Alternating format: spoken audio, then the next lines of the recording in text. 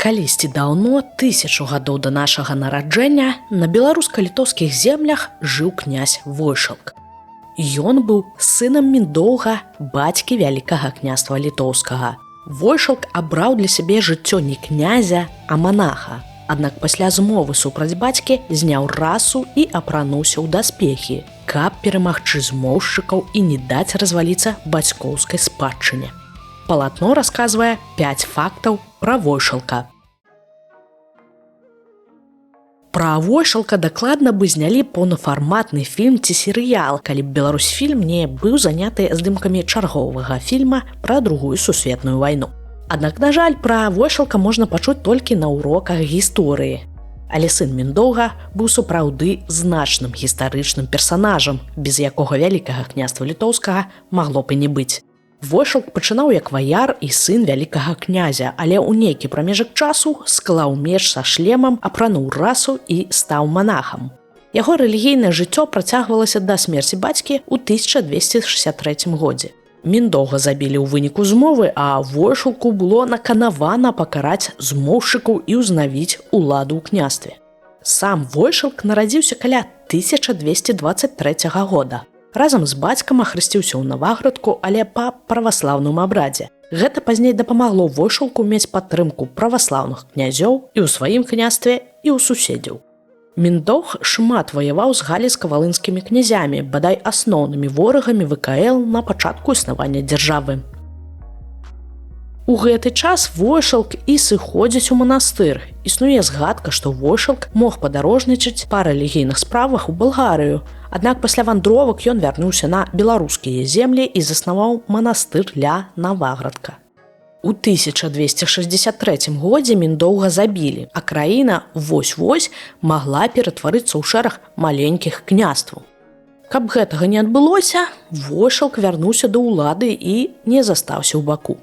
З дапамогай нядаўніх ворагаў галіцка-валынскіх князёў ён вярнуў да сваёй улады землі, заваяваныя бацькам. Войшалка прызналі і ў Полацку, і ў Віцебску. Для Войшалка гэта быў адзін з галоўных момантаў у жыцці. Дзяржава, пабудаваная Міндоўгам, пры ім стала набываць выгляд сур'ёзнага гульца на палітычнай арэне. Аднак фінал гісторыі Войшалка быў такім жа сумным, як і гісторыя бацькі. Усяго праз некалькі гадоў, у 1267 годзе, ён адмовіўся ад улады і перадаў яе Шварну, мужу сваёй роднай сястры. У вялікай палітыцы такія крокі рэдка бываюць бяспечнымі. Войшалка ў хуткім часе забілі. Па адной з версій, па загадзе галіцка-валынскага князя Льва Данілавіча, які бачыў сябе, а не Шварна, кіраўніком ВКЛ. Вось 5 фактаў пра Войшалка. Нумар 1. Князь-закладнік.